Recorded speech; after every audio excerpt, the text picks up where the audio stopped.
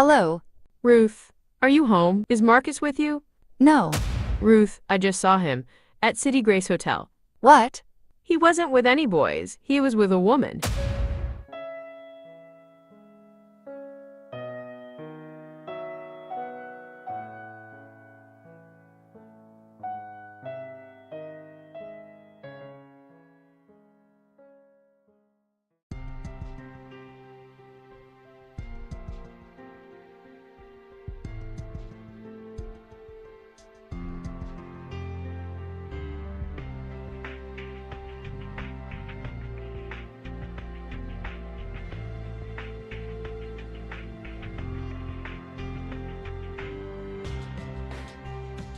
You know, this is the first time I've ever worn a suit without being forced to.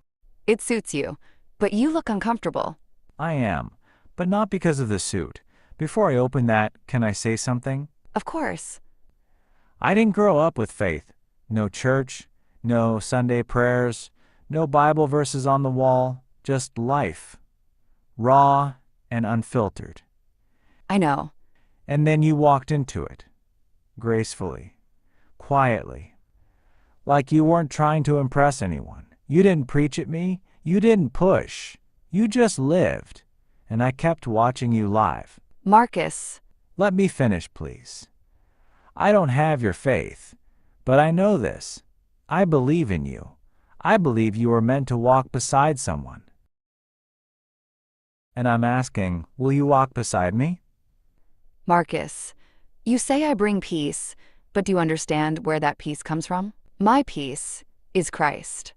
That's not just something I carry. It's who I serve. My whole life is tied to Him.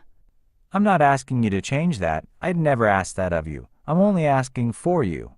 And if I say yes, are you sure you want to spend your life with someone who believes in things you reject? I don't reject them. I just don't see them the way you do. But Ruth, love is an agreement. It's commitment, and I want to commit to you.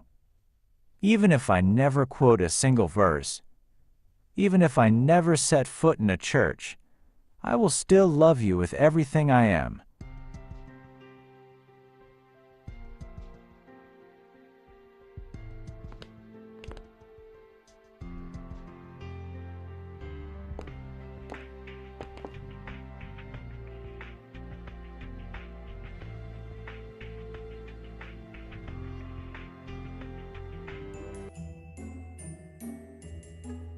Will you marry me? I can't. What? I love you. God knows I do. But I can't marry you. Why? Ruth, is it someone else? Did I push too fast? No. It's not about anyone else. It's about what I believe.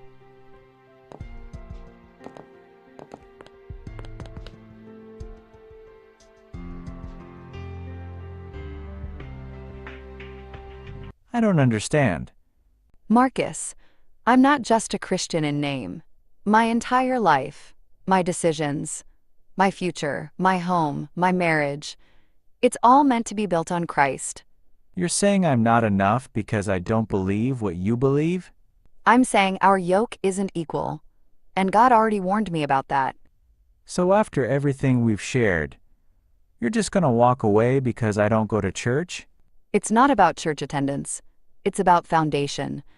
You don't have to be perfect, but we don't even agree on who the foundation is. Then help me find him. What? Teach me. Marcus, you can't say that just because you're scared of losing me. Faith doesn't grow from fear. I'm not pretending, Ruth. I'm not promising to become a pastor next week. But if what you have is real, and I believe it is, then let me come close to what holds your heart. You're asking me to lead you to Christ? Yes. But not like a project. And maybe, just maybe, what is important to you will become important to me too.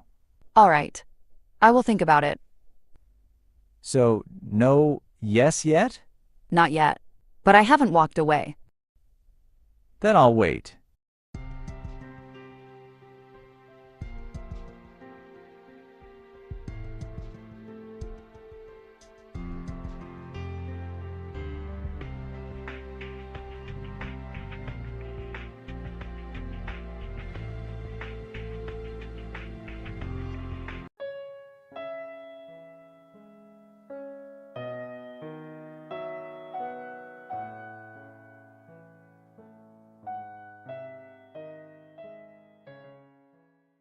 He said he's willing. That's more than most. He didn't mock it.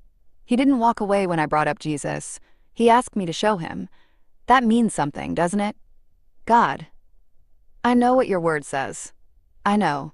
But maybe this is one of those exceptions. Maybe you're doing something different here. You've prayed for a man who would listen. A man who wouldn't fight your convictions. A man who'd let you lead him toward the truth. Marcus said all of that. He's not resisting. He's reaching. And maybe that's how it starts.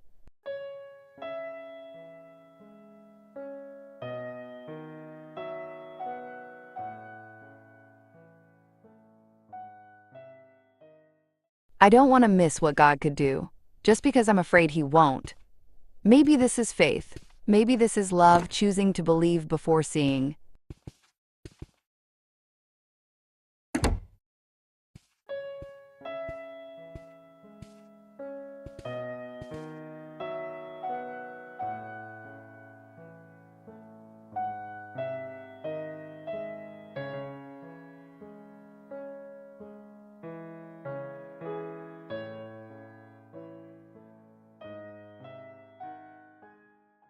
Mama, can I come by later today? I need to talk to you and Daddy about Marcus.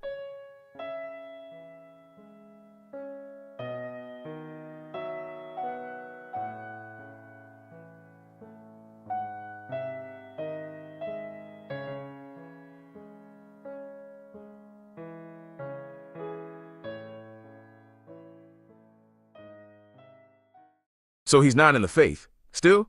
No, but he's open. He wants to learn. He even asked me to guide him toward Christ. Baby girl, that's not the same as being born again. I know. But he's willing. That's more than many. Ruth, willingness is not salvation, and marriage is not where evangelism begins. I'm not marrying him to evangelize him. I'm marrying him because I love him. And I believe... No, I know. God will touch him. I've prayed. We've raised you on the word. You know what it says. Do not be unequally yoked. You're choosing a yoke that God himself calls dangerous. And I'm not blind to that. I've struggled. I've cried. I've gone back and forth. But this isn't rebellion. It's faith. Faith in what? That you can change him? Faith in God. That he brought Marcus into my life for a reason. That Marcus will become who he's meant to be. And I'll stand beside him when that happens. And if he doesn't, He will. how can you be so sure? Because I've asked God. I've fasted. And I believe he's going to do it. Not just for me, but for Marcus. For our future children. For his own glory. You'll see. We'll all live to see it. Ruth, this is not how God works. He doesn't bless disobedience just because our intentions feel pure. But what if I'm not disobeying? What if this is the answer to my prayers, just not in the form you expected? God never contradicts his word to fulfill a prayer. Never. Maybe he's testing my trust.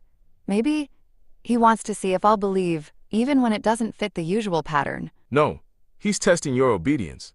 And right now, you're failing, daughter. You don't have to prove anything to us. But please, don't tie your soul to a man who doesn't walk with your God. You'll feel it every day. I can carry it.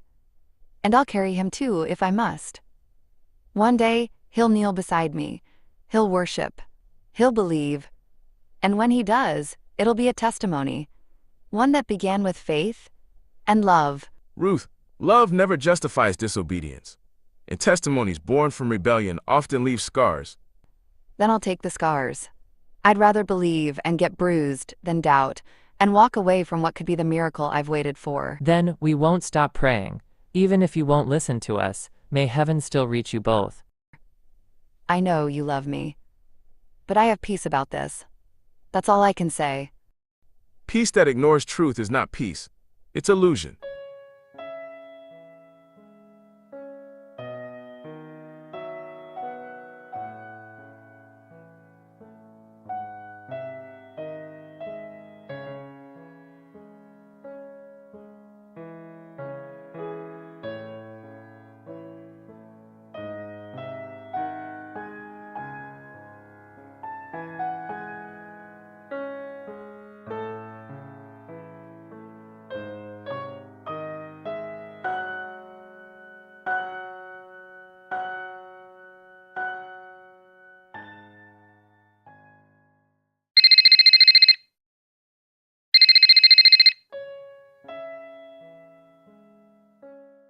Ruth, Hi, Marcus. you called. I did. I thought maybe I scared you off last week. I've been pacing every night, just waiting to hear anything. Well, I wanted to be sure, not just emotionally, spiritually. I needed to be still, to hear clearly. And did you? I did. And Marcus, I've decided to say yes. You're saying you'll marry me? Yes, I will. Ruth, you have no idea what that means to me. I was starting to think I'd lost you. You didn't. I just needed time. To pray. To wrestle with things that go deeper than feelings. I understand. I really do. So, what changed? I saw your sincerity. And I believe God is going to do something in you. I believe your heart is already moving. I wanted to wait until I could say yes with both love and faith. So you had to pray me in first? Something like that. What about your parents? I spoke with them. I didn't argue. I just shared my heart.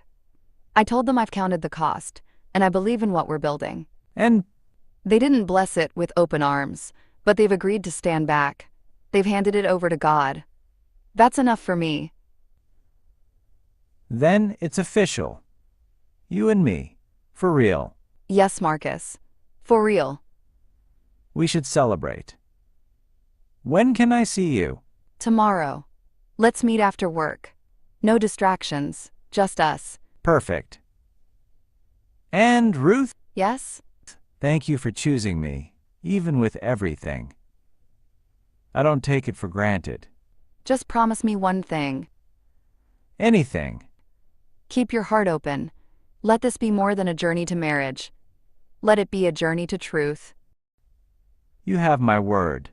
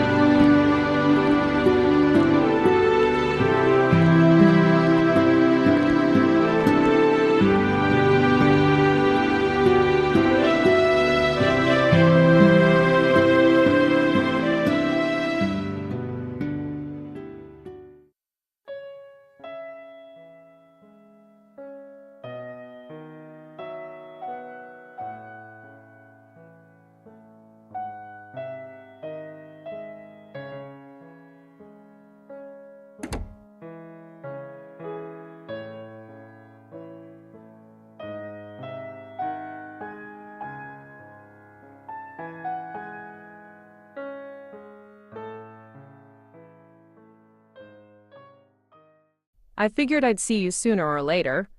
I almost didn't come. Thought I'd get another I told you so. You will.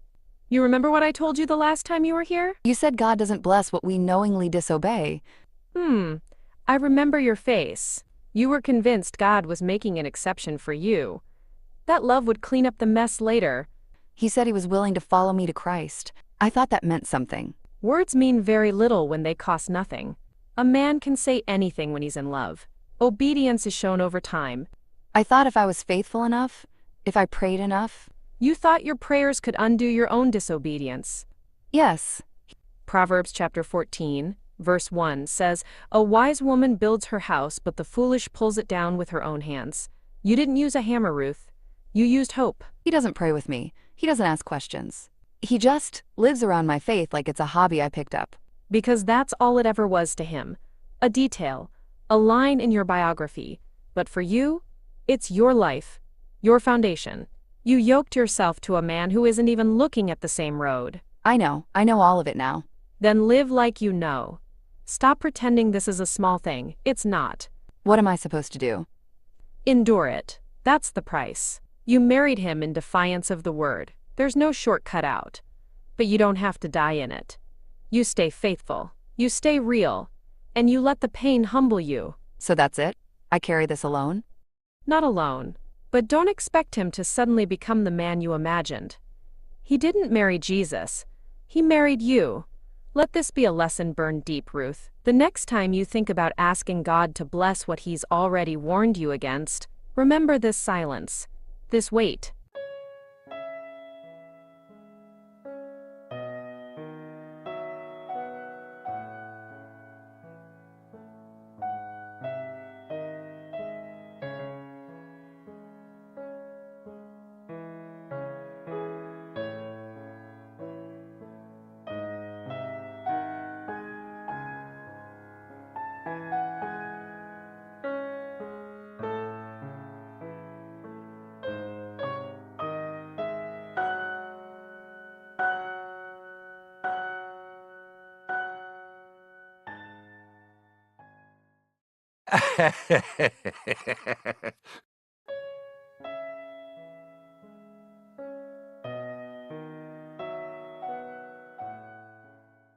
I'm heading out.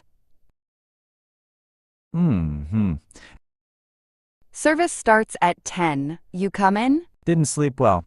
Might catch the live stream later. You said that last week. Yeah, and I meant it. Just need a slow morning. You promised you'd follow me in this, that you'd walk with me. And I said I would. But not at your pace, Ruth. I'm not you. I never asked you to be me. I just thought I'll follow you to Christ meant something more than sleeping in every Sunday. So now you're judging me because I'm not doing faith your way? This isn't my way, Marcus. It's his. I've made room. I've been patient. But I feel like I'm chasing you, spiritually, and you're not even walking. This again? You're not even pretending anymore.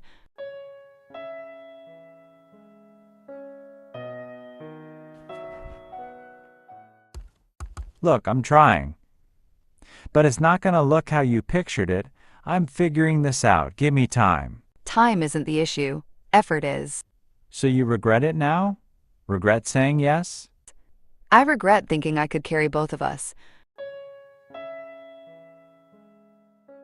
Proverbs chapter 13, verse 12. Hope deferred makes the heart sick. I didn't understand that verse until now.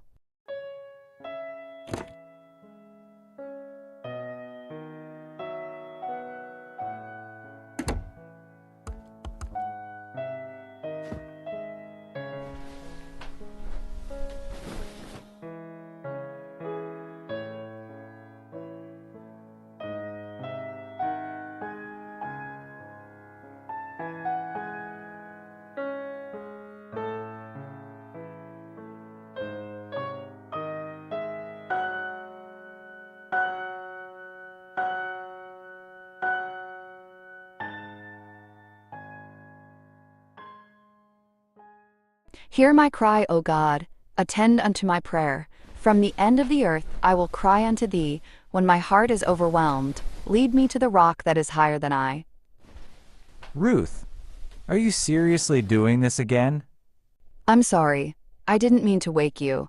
You think whispering makes it better? It's past midnight. You've been mumbling for half an hour. It's not peaceful. It's annoying. This is the only time I have when it's quiet enough, when I can actually feel him. Feel who, Ruth? You talk like you're in another world. This is how I survive, Marcus. You may not understand it, but No, I don't understand it. And frankly, I'm tired of pretending I do. Every week it's something new. Midnight prayers, gospel music at dawn, your little notes on the mirror. I never asked you to join. I just need space to seek God. That's all. Then go do it at church, not here. Not in my bedroom. I need sleep, not a sermon at 12 a.m. This is my home too. Then act like it. And stop trying to turn it into a sanctuary.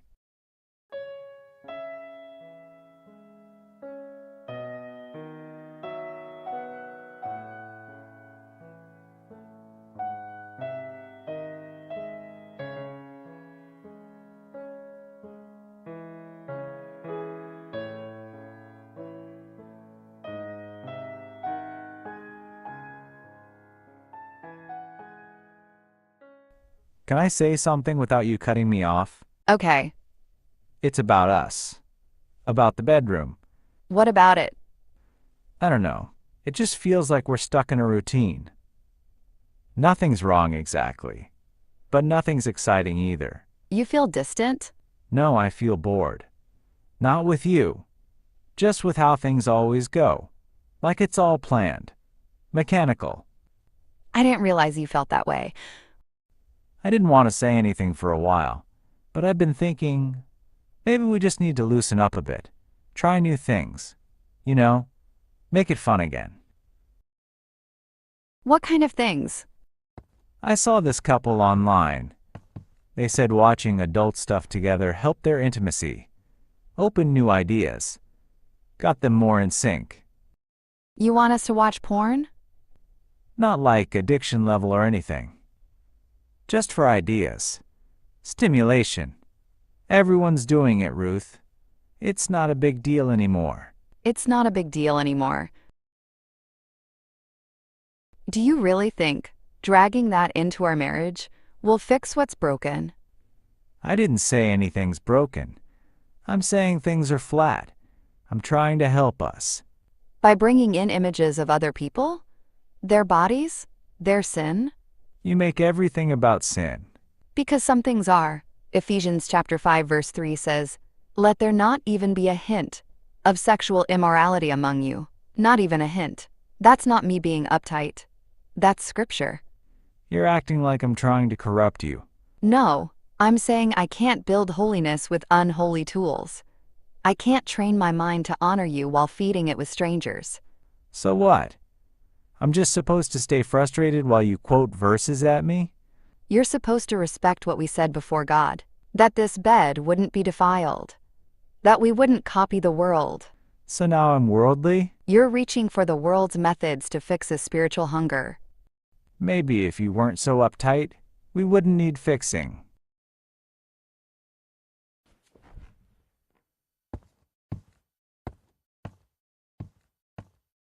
Lord, I don't even know how to talk to him anymore.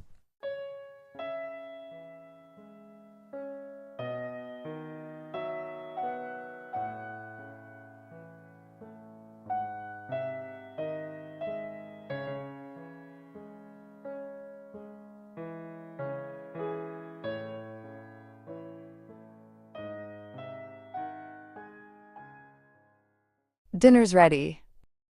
Cool.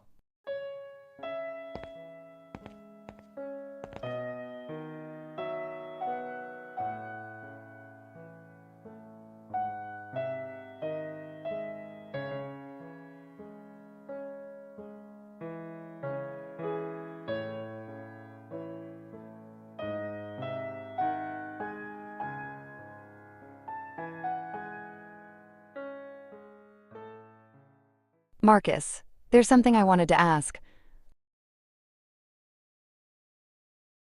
Yeah?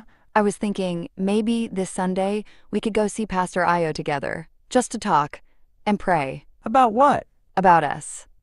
About the delay. It's been almost a year and still no child. The tests came back fine, but maybe this isn't just physical. So now it's demons? No, I'm not saying that. I'm saying sometimes there are things prayer uncovers that tests don't. It wouldn't hurt to ask for counsel. A blessing. Maybe even fasting. Right, because God's holding the baby hostage until we go see your pastor?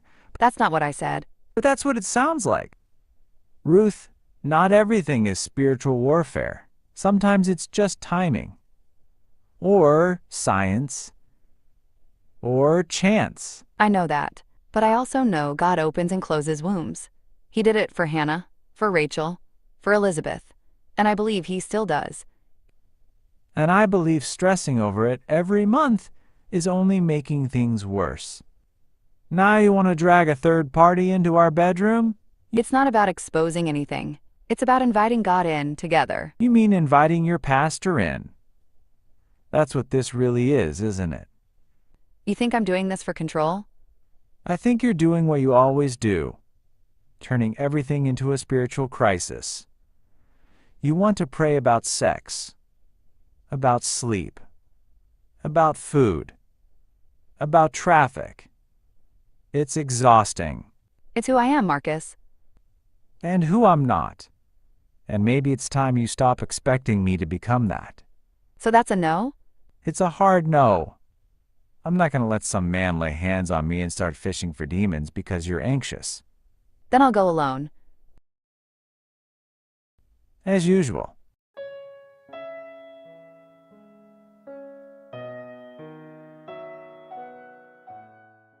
You don't have to believe, Marcus.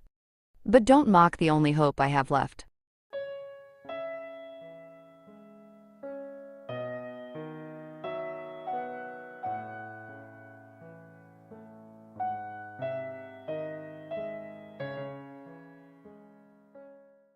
I'm here, Lord. I've said these same prayers every day. Same words, same tears, same silence. I know you haven't changed, but I have. I'm tired. It's not that I don't believe. I just don't know what to feel anymore. You feel far. And I don't know if it's me, or you, or just life. You said you'd never leave, so I'll stay here too, even if it feels empty.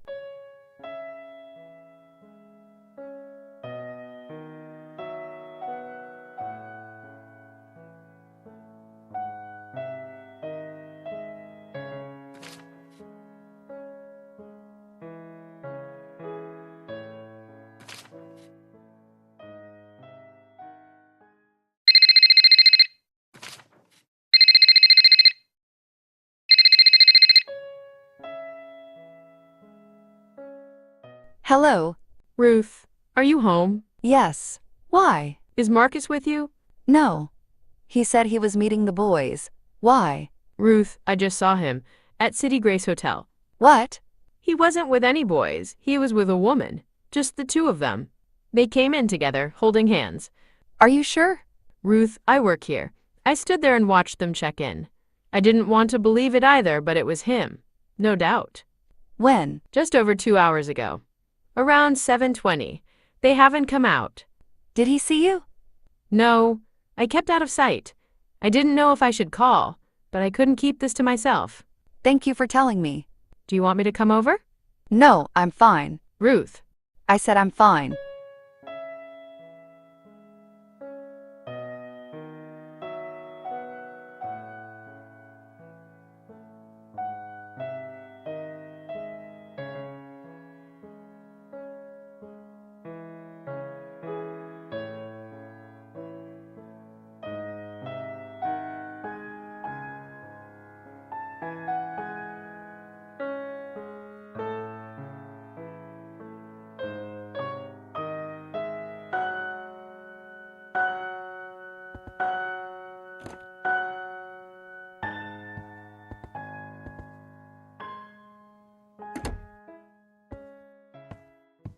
Where were you?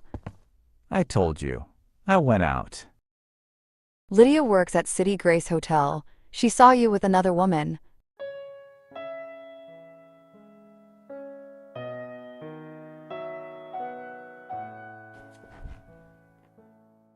And? Don't insult me, just say it. Fine. I was with her. You slept with her? Yes. Why? Because I'm tired, Ruth. I'm tired of pretending everything's okay in this house when it's not. What's not okay? Our sex life. You act like anything outside the basics is evil. I want to explore. I want fire. You keep shutting me down like it's a sin to enjoy my own wife. So because I refused to watch porn with you, or let you talk filthy in bed, you went to sleep with another woman? Yes. I'm a man, Ruth. I have needs. You think just lying there and doing the same thing every time is enough? I never refused you, Marcus. I just refused to sin with you. I gave myself to you. Over and over. Exactly. Your body was there, but not your heart. You're always filtering everything through your religion. Nothing spontaneous, nothing raw, just guilt and scriptures. I'm not going to become a porn star in the name of marriage. Sex is supposed to be holy, not dirty. That's the problem. You think dirty means evil. Sometimes I just wanted to be free with my own wife. But no. Everything has to pass through your spiritual lens. I got tired. You could have talked to me again. Asked for counseling. Asked for help. And hear another sermon? No thanks. I needed what I needed, and I got it. It's done. So you're not even sorry? For what? For wanting more than dry routine sex? For not being married to a nun? No, Ruth, I'm not sorry. You didn't just cheat on me. You cheated on everything I built with you. And you blamed me for staying pure. Call it whatever you want. But don't act shocked. You knew what I wanted, and you kept withholding it. I didn't withhold sex, Marcus. I withheld sin. There's a difference. Not to me. Then you were never mine to begin with.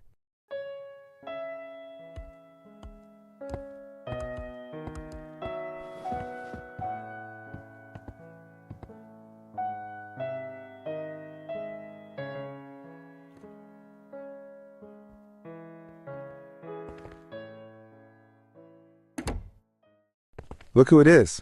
Sister Ruth. You've really come all the way here? Good afternoon, Stephen. Afternoon. What's going on? I've been trying to reach Marcus. He left the house almost a week ago. No calls, no texts. I thought maybe you'd know where he went. Yeah. He traveled. Traveled where? He went to the coast. Took a few days off with one of the girls he's been seeing. He told you that? I dropped him off myself. And you were okay with that? Look, Ruth, I'm not trying to attack you, but let's be honest. You've been making things difficult for him. The How? whole church rules in the bedroom thing. The strict routines. The no this, no that. I mean, the man's married, but he still feels like he's fasting. So the solution is to cheat? I'm not excusing it. I'm telling you what it looks like from the outside. You act like pleasing him is sinful. You make holiness feel like punishment. I've never denied him intimacy, Stephen. What I refused was defiling the marriage bed with filth. There's a difference. Maybe. But men like Marcus don't understand that language. He's not as spiritual as you, and you knew that before the wedding. Look, if you want to save this marriage, stop waiting for him to become a pastor. Speak his language once in a while, or else someone else will. You really believe this is my fault? I believe you knew who you married, and you thought prayer would change him. But prayer without wisdom is how people ruin themselves. Then maybe the wisdom now is knowing when to stop begging someone to be who they never intended to become.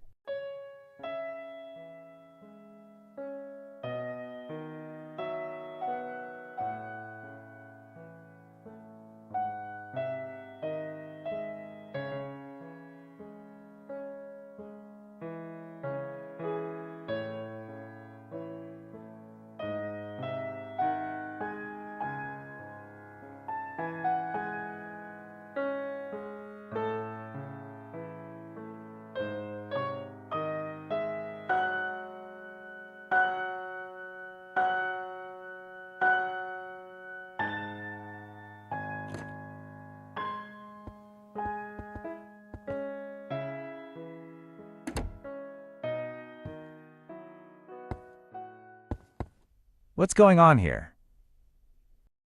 Welcome home. Ruth? Yes. Okay. What is this? I'm sorry. For what? For making marriage difficult. For being too rigid. For making you feel like you had to go elsewhere to breathe. Where is this coming from? I've had time to think. A lot of time. Maybe I was too focused on what was right, that I forgot how to love you practically. I don't want to lose you.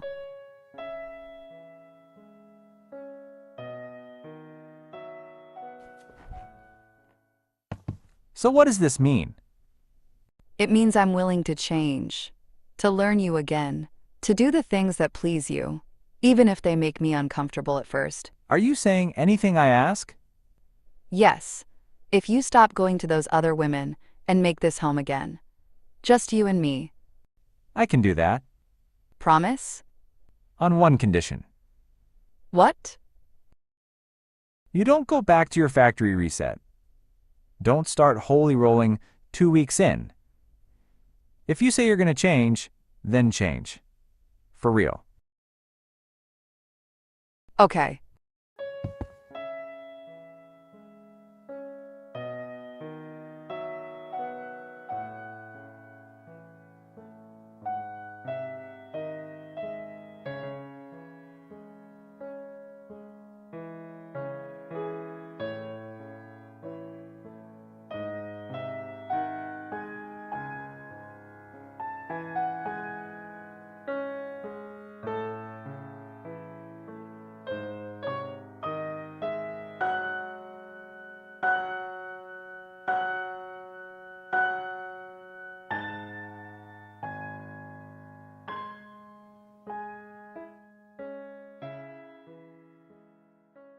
Now, that was what I'm talking about. I mean, that third thing, the way you looked at me. Whew, you've been holding out, babe. I guess you were right. Watching it did make things feel different, spicier. Exactly. I told you. It's not the devil. It's just real life. You were incredible tonight. Like, finally, you let yourself go. Yeah, You keep this up, and I'll never leave this house again. that's the goal. You feel it now, don't you? The freedom. The fun. No guilt. Just you and me. I feel it. See what I mean? It doesn't have to be all rules and scriptures to be right. Sometimes you just have to feel good. Mm-hmm.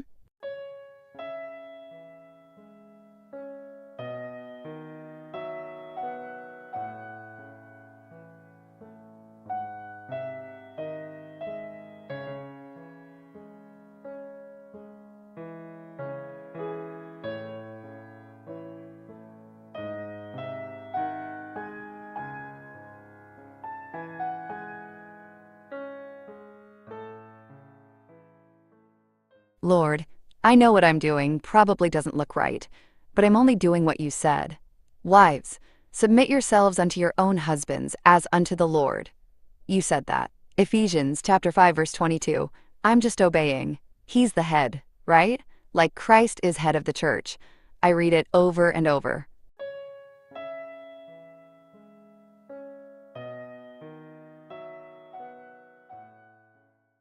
So if I submit, if I give him peace, maybe I can win him over. Isn't that what 1 Peter chapter 3 verse 1 says? That if any obey not the word, they may without the word be won by the conversation of the wife? I thought if I stopped fighting and just gave in a little, he'd see you in me. That's what I told myself. That's what I told you. God, I'm trying. I'm not trying to disobey you. I'm trying to keep my home, to save my marriage. Because I don't want to bring shame to your name. Titus chapter 2 said women should be obedient to their husbands, that the word of God be not blasphemed. So that's what I'm doing. I'm trying to protect your word. And him. But it doesn't feel right anymore. Every time I look in the mirror, I see someone I don't recognize. If you're not pleased with me, Lord, please say something. But if I keep quiet, if I keep resisting him, I'll lose him. So which vow do I break, the one I made to him, or the one I made to you? I know what the Bible says. But if submission means slowly killing my soul, why does it feel like I'm the only one dying to keep this thing alive?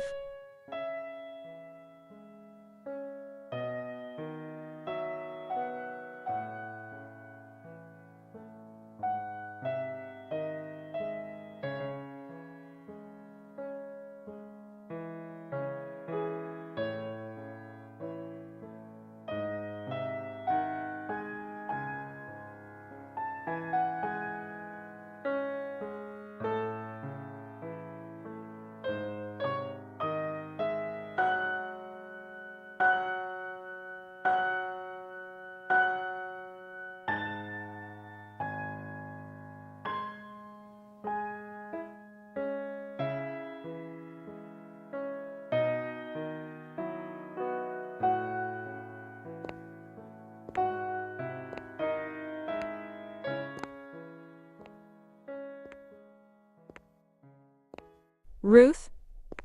Miriam? Wow. Long time. I almost didn't recognize you. That's the point, babe. A woman should evolve. What happened to you? Where have you been? We haven't seen you in church for months. I even went to your house. The neighbors said you'd moved. Yeah, we relocated. New vibe. New space. Better life. You didn't tell anyone. You just vanished. It's called starting over. You should try it sometime. This whole Sister Miriam thing is overrated. Ruth, this isn't you. Oh, it's very much me. The version of me that's finally free from all that bondage. What bondage? You know. Christianity. The rules. The shame. The guilt. Don't wear this. Don't do that. Submit here. Die there. Turns out, none of it ever brought me peace. Only pressure. Ruth, be careful what you say. Oh, please. Don't start quoting scripture. I lived that life. I prayed. I fasted. I did everything right. And what did I get? Loneliness. Silence. So I chose what works. So this is what works. It does now. At least I'm not crying on my knees, begging a silent God to fix a broken man. You used to fear the Lord, Ruth. You used to tremble at his word. Yeah, I used to be scared of a lot of things. Hell, demons, rapture, skirts above the knee. Now I just want to be happy. What happened to the girl who told me, though he slay me, yet will I trust him? She grew up. And she got tired of dying on altars God never lit. I don't even know what to say. Then don't say anything, just wish me well. That's what friends do. A friend loves at all times. And I do. That's why this hurts. Because I watched you give everything and lose yourself. I didn't lose myself, Miriam. I found her. The one who stopped waiting for fire from heaven to validate her worth. But at what cost? At least now I sleep peacefully, even if I don't pray.